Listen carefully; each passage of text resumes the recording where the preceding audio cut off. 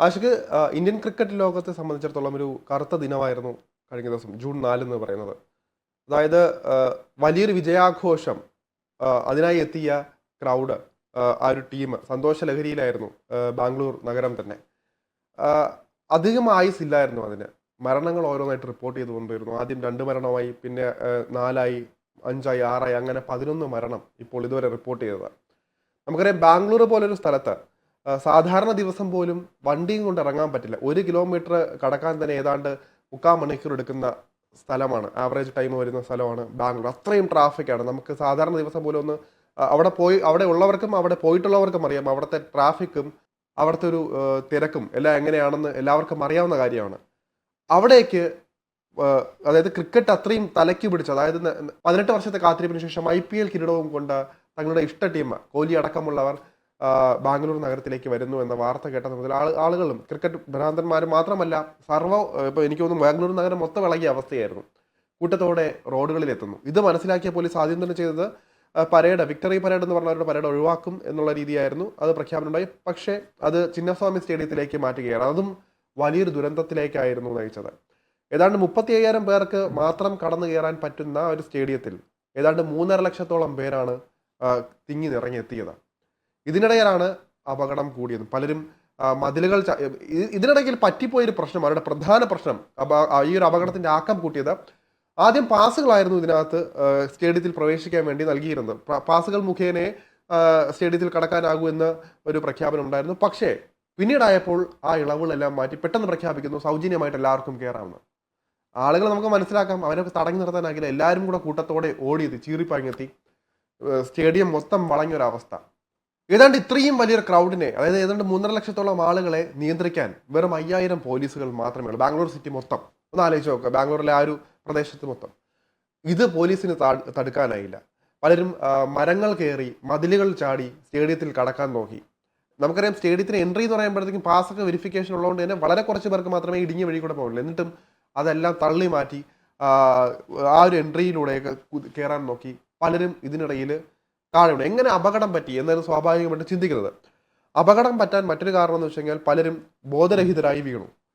വീണ ആളുകളുടെ പുറത്തു കൂടിയാണ് ഓരോരുത്തർ ചവിട്ടിപ്പോയി.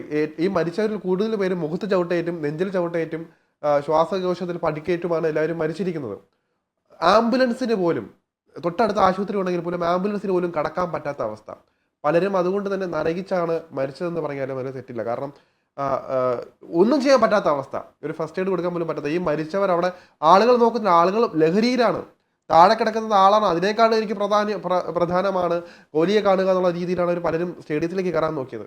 അങ്ങനെ ആ ദുരന്തം, വലിയ ദുരന്തം. ഇത് ഒന്ന് ആലോചിച്ച് നോക്കാം, മനുഷ്യർ പോലും മനുഷ്യനെ മറന്നുകൊണ്ട് ലഹരി എടുക്കും. നമുക്ക് ഇവിടെയാണ് നമ്മൾ ഒരു കാര്യങ്ങൾ ശ്രദ്ധിക്കേണ്ടത്.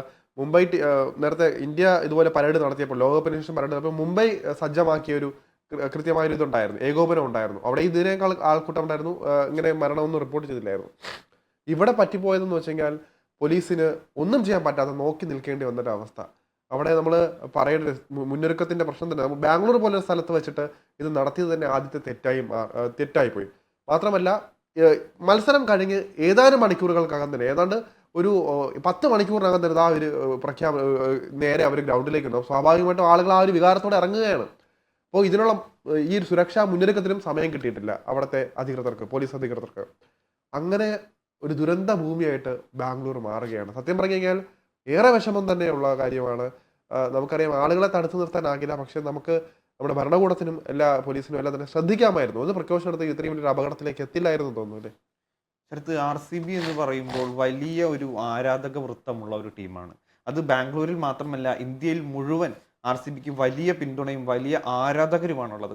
അപ്പോൾ അത്തരത്തിലെ ഒരു IPL ടീം ചരിത്രത്തിൽ ആദ്യമായി തങ്ങൾ കപ്പ് നേടി അതിൻ്റെ ആഘോഷത്തിന് വേണ്ടി ഹോം ടൗണിൽ വരുമ്പോൾ ഇവിടെ സജ്ജീകരിക്കേണ്ട ചില പ്രിക്കോഷൻസ് ഉണ്ട്. അതിനിവിടെ വലിയ പാളിച്ച പറ്റി എന്ന് വേണം ആദ്യം മനസ്സിലാക്കാൻ. രണ്ടാമതായി, ഇവർ ഒരു റോഡ് ഷോ പ്ലാൻ ചെയ്തിരുന്നു. അത് സർക്കാർ ഒരു ദുരന്തം ഉണ്ടാവുമെന്ന് മുൻകൂട്ടി കണ്ടുകൊണ്ട് അത് ക്യാൻസൽ ചെയ്യുന്ന സാഹചര്യമുണ്ടായി. പിന്നീടാണ് ഇത് ചിന്നസ്വാമിയിൽ മാത്രം ഈ ആഘോഷ പരിപാടികൾ മതി എന്ന് പറഞ്ഞ്, ചിന്നസ്വാമിയാണ് അവരുടെ ഹോം ഗ്രൗണ്ട് എന്ന് പറയുന്നത്. അപ്പോൾ ഹോം ഗ്രൗണ്ടിൽ വെച്ച് മതി ഈ ആഘോഷ പരിപാടികൾ എന്ന് തീരുമാനിക്കുന്നത്. അതിന് സർക്കാരിൻ്റെ പ്രതിനിധികൾ എല്ലാവരും ഉണ്ടായിരുന്നു. ഇവിടെ സംഭവിച്ചത് ആകെ 35,000 പേർ മാത്രം ഉൾക്കൊള്ളാൻ പറ്റുന്ന, അല്ലെങ്കിൽ 35,000 പേരെ മാത്രം ഉൾക്കൊള്ളിക്കാൻ പറ്റുന്ന ഒരു ഗ്രൗണ്ട് ആയിരുന്നു ചിന്നസ്വാമി എന്ന് പറയുന്നത്. ഒരു സ്റ്റേഡിയമാണ് ചിന്നസ്വാമി എന്ന് പറയുന്നത്. അവിടേക്ക് ഇന്നലെ ഒഴുകിയെത്തിയത് 3 ലക്ഷത്തിൽ പരം ആളുകളാണെന്ന് പറയുമ്പോൾ എത്ര ഇരട്ടിയാണെന്ന് നമുക്ക് ഊഹിക്കാം. അവിടെ മറ്റൊരു വലിയ പാളിച്ച പറ്റിയത് ടിക്കറ്റുകൾ തീർത്തും സൗജന്യമാണ് എന്നൊരു പ്രഖ്യാപനം കൂടി വന്നു. ഇങ്ങനെ ടിക്കറ്റുകൾ സൗജന്യമാണ് എന്ന പ്രഖ്യാപനം വന്നു കഴിഞ്ഞാൽ തന്നെ ആരാധകർ മാത്രമല്ല, ഈ ടീമിലുള്ളത് ലോകോത്തര ക്രിക്കറ്റേഴ്സ് ആണ്. അവർക്ക് ഒരുപാട് ആരാധകരുള്ള ക്രിക്കറ്റേഴ്സ് ആണ്. പ്രത്യേകിച്ച് വിരാട് കോഹ്ലി പോലെയുള്ള പ്രമുഖനായ നമ്മുടെ ഇന്ത്യയുടെ അഭിമാനമായ ക്രിക്കറ്റർ അടക്കമുള്ള ആളുകൾ ഉള്ളപ്പോൾ, അതുപോലെ തന്നെ ടീം മൊത്തം എടുത്ത് പരിശോധിക്കുമ്പോൾ വിവിധ രാജ്യങ്ങളുടെ പ്രതിനിധികളുണ്ട്, വിവിധ രാജ്യങ്ങളുടെ കളിക്കാരുണ്ട്. അപ്പൊ ഇവരെയൊക്കെ ഒരു നോക്ക് കാണാൻ, ആ IPL കിരീടം ഒന്ന് കാണാൻ ആവേശം കൊണ്ടാണ് ആളുകൾ അവിടേക്ക് എത്തിയത്. ഇതിൽ IPL RCBയുടെ ആരാധകർ മാത്രമല്ല ഉണ്ടായിരുന്നത്. ഒരു സൗജന്യ ടിക്കറ്റ് ആണെന്ന് അറിഞ്ഞത് മുതൽ ഒരു സ്റ്റാറ്റസ് ഇടാനെങ്കിലും ആഗ്രഹിച്ച് വന്ന ആളുകൾ പോലും അതിലുണ്ട് എന്ന് വേണം മനസ്സിലാക്കാൻ. ഇവിടെ കൃത്യമായി പറയുകയാണെങ്കിൽ ചിന്നസ്വാമിയുടെ 6, 7 എന്ന 2 ഗേറ്റുകളിലാണ് ഇത്രയും വലിയ ഒരു ദുരന്തം അരങ്ങേറുന്നത്. അവിടേക്ക് ഇവിടെ ഇന്നലെ സർക്കാരിന്റെ, ബാംഗ്ലൂർ സിറ്റിയിൽ സർക്കാരിന്റെ ഭാഗമായിട്ട് മറ്റൊരു പരിപാടി കൂടി അവിടെ നടന്നിരുന്നു. ചിന്നസ്വാമിയിലല്ല, തൊട്ടടുത്ത് വേറൊരു പരിപാടി കൂടി നടന്നിരുന്നു. പെട്ടെന്ന് ഇവിടെ ആ പരിപാടി കഴിഞ്ഞതോടുകൂടി അവിടെ നിന്നുള്ള ജനങ്ങൾ കൂടി ഈ സ്ഥലത്തേക്ക് ഒഴുകി എത്തി എന്ന് വേണം മനസ്സിലാക്കാൻ. പെട്ടെന്നായിരുന്നു ഇത്രയും വലിയൊരു ക്രൗഡ് അവിടെ രൂപപ്പെട്ടത് എന്നാണ് പറയുന്നത്. മിനിറ്റ് നേരങ്ങൾ കൊണ്ടാണ് ഇത്രയും കൂടുതലായി ആളുകൾ അവിടേക്ക് ഒഴുകിയെത്തിയത്. പെട്ടെന്നുള്ള ആളുകളുടെ ഒഴുക്കിൽ പോലീസുകാർക്ക് അത് നിയന്ത്രിക്കാൻ കഴിഞ്ഞില്ല. അതുകൊണ്ട് തന്നെ പെട്ടെന്നുണ്ടായ തിരക്ക് പോലീസുകാർ ഒഴിപ്പിക്കുന്നതിന്റെ ഭാഗമായി അവിടെ ആളുകളെ നീക്കം ചെയ്യുന്നതിനിടയിൽ ആളുകൾ പാനിക്കായി തിരിഞ്ഞു പോകാൻ ശ്രമിക്കുന്നതിനിടയിലൊക്കെയാണ് വലിയ അപകടമുണ്ടായത്. ഈ അപകടം ഉണ്ടാകുമ്പോൾ ആളുകളെ റോഡിൽ നിന്ന് പൊക്കിയെടുത്ത് ആംബുലൻസിലേക്ക് കയറ്റാൻ പോലും കഴിയാത്ത വിധം ക്രൗഡ് തിങ്ങിപ്പാർത്തിരുന്നു. ഈ നമുക്ക് ആ ദൃശ്യങ്ങൾ, ആകാശ ദൃശ്യങ്ങൾ കണ്ടാൽ മനസ്സിലാവും. ചിന്നസ്വാമി സ്റ്റേഡിയത്തിന് ചുറ്റും ആളുകൾ തടിച്ചുകൂടി അത്രയും വലിയ ക്രൗഡാണ് അവിടെ രൂപപ്പെട്ടത്. ഒരിക്കലും പോലീസുകാർ പ്രതീക്ഷിച്ചു കാണില്ല ഇത്രയും വലിയൊരു ക്രൗഡ് ഇങ്ങോട്ട് എത്തും എന്ന്. കാരണം ടിക്കറ്റുകൾ സൗജന്യമാക്കിയ ടിക്കറ്റുകളോട് കൂടിയാണ് ചിന്നസ്വാമിയിലേക്ക് എൻട്രി ഉണ്ടായിരുന്നത്. അപ്പോൾ നമുക്ക് മനസ്സിലാക്കാം ടിക്കറ്റ് ഉള്ളവർ മാത്രമേ അങ്ങോട്ട് വരികയുള്ളൂ. പിന്നെ അതിനുശേഷം വരുന്ന വളരെ കുറച്ച് പേർ, പുറത്തു നിന്ന് കാണാനെത്തുന്ന വളരെ കുറച്ച് ആരാധകർ മാത്രമേ കാണൂ എന്നായിരിക്കണം ചിലപ്പോൾ സർക്കാരുകൾ പ്രതീക്ഷിച്ചിരുന്നത്. പക്ഷേ അവിടേക്ക് ഒഴുകിയെത്തിയത് ലക്ഷക്കണക്കിന് ആളുകൾ എന്ന് പറയുമ്പോൾ പോലീസുകാർക്ക് അത് നിയന്ത്രിക്കാൻ ഒട്ടും കഴിയാത്ത രീതിയിലായി മാറി. അതുകൊണ്ട് തന്നെ 50ഓളം പേർക്ക് പരിക്ക് പറ്റി. അതിൽ 47 പേരുടെ നില ഗുരുതരമായിരുന്നു. ഇപ്പോൾ അത് അപകടാവസ്ഥ തരണം ചെയ്തു എന്നാണ്. 6ഓളം ആളുകളുടെ പേര് ഇപ്പോഴും ഗുരുതരമായിട്ട് തുടരുകയാണ്. അതെ അതെ. എന്നാലും ഇത്രയും വലിയ ഒരു ആരാധന പിന്തുണയുള്ള ഒരു ടീം തൻ്റെ നാട്ടിലേക്ക് കിരീടവുമായി എത്തുമ്പോൾ, വിരാട് കോഹ്ലിയെ പോലെയുള്ള ഇത്രയും ഇന്ത്യ അത്രയും സ്നേഹിക്കുന്ന, ആരാധിക്കുന്ന ഒരു ക്രിക്കറ്റർ വരുമ്പോൾ എന്തുകൊണ്ടാണ് ഒരു വലിയ സുരക്ഷ അവിടെ ഒരുക്കാഞ്ഞത് എന്നൊരു ചോദ്യമാണ്. അതിൽ പ്രത്യേകിച്ച് എടുത്തു പറയുമ്പോൾ ചിലപ്പോൾ സർക്കാർ വിചാരിച്ചു കാണും. കാരണം ചിന്നസ്വാമിയിൽ സ്ഥിരമായി നടക്കുന്നതാണ്, RCB എന്ന ടീമിന്റെ ഹോം മത്സരങ്ങൾ ചിന്നസ്വാമിയിൽ നടക്കുന്നതാണ്. അപ്പോൾ ഇത്രയും ഒരു ക്രൗഡൊന്നും അവിടെ ഉണ്ടായിട്ടില്ല. ചിന്നസ്വാമി സ്റ്റേഡിയം പലപ്പോഴും മുഴുവൻ നിറയാറില്ല ഈ കളിയുടെ സമയത്ത്. അപ്പോൾ അത്രയും ഒരു ആളുകളെ അവിടെ വരൂ എന്ന് ചിലപ്പോൾ ഒരുപക്ഷെ ഇവർ പ്രതീക്ഷിച്ച് കാണുകയുള്ളൂ. ഈ IPL തുടങ്ങിയത് ഇതുവരെ ചിന്നസ്വാമിയിൽ കളികൾ നടക്കുന്നതാണ്. ഈ പ്ലെയേഴ്സ് എല്ലാം അവിടെ വരുന്നതാണ്, സ്ഥിരമായി കളിക്കാൻ വരുന്നതാണ്. പക്ഷേ ഒരു 18 വർഷത്തിന് ശേഷം കിരീടം ലഭിച്ച് ഒരു ചരിത്ര വിജയവുമായി ടീം വരുമ്പോൾ തൻ്റെ ടീമിനെ സപ്പോർട്ട് ചെയ്യാൻ ഇത്രയും ജനങ്ങൾ അവിടെ എത്തുമെന്ന് ഒരുപക്ഷെ ഈ അധികാരികൾ പ്രതീക്ഷിച്ചു. കായിക ലോകം മാത്രമല്ല, ഇന്നലെ തന്നെ നമുക്ക് അതിനകത്ത് രാഷ്ട്രീയമാണെങ്കിൽ കൃത്യമായിട്ട് പറയാം, രാഷ്ട്രീയത്തിനകത്ത് കളിച്ചിട്ടുണ്ട്. DK ശിവകുമാർ അടക്കമുള്ളവർ കൊടിയേന്തി വരുന്നു, വിരാട് കോഹ്ലി സ്വീകരിക്കുന്നു. സ്വാഭാവികമായിട്ടും ആ പാർട്ടിക്കാരും എല്ലാവരും തന്നെ അതിൻ്റെ ഭാഗങ്ങളാകും. അതെല്ലാം തന്നെ നമുക്കറിയാം. കർണാടക പോലൊരു സ്ഥലത്ത്, അല്ല കർണാടകയിലെല്ലാം തന്നെ ആളുകൾ രാഷ്ട്രീയപരമായിട്ടും അങ്ങനെ ചിന്തിക്കുന്ന, വൈകാരികമായിട്ട് ചിന്തിക്കുന്ന ആൾക്കാരാണ്. എല്ലാം കൊണ്ട് നമുക്ക് പറഞ്ഞാൽ അങ്ങനെ ഇവിടെ പറയാതിരിക്കാനാകില്ല. കാരണം അത് പറഞ്ഞാൽ ഒരു പക്ഷേ മനസ്സിലാകണമെന്നില്ല. അവർ നേരിട്ടിറങ്ങും. നേരത്തെ പറഞ്ഞ പോലെ തന്നെ അവരെല്ലാം വൈകാരികമായിട്ട് എല്ലാം പ്രകടിപ്പിക്കുന്ന ആൾക്കാർ പെട്ടെന്ന് അങ്ങ് ഇറങ്ങും.